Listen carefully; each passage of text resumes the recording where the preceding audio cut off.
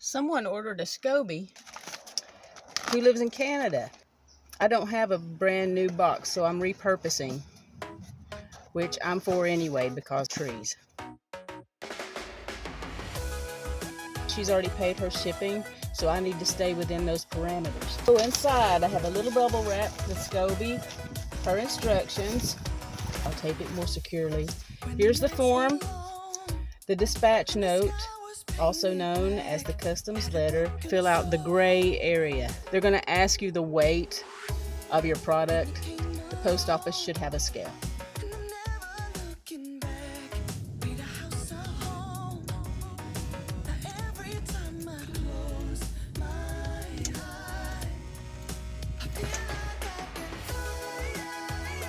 I just mailed a SCOBY to British Columbia for $22.10. Everything's scary until you do it.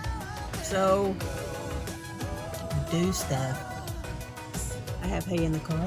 I might have to do some hay stuff. What's it? Do I need Botox? Oh, well, there she is. Look at there. Now, if I had this on a tripod, I could use my other hand to pull up what's on the sides of my mouth and turn back time.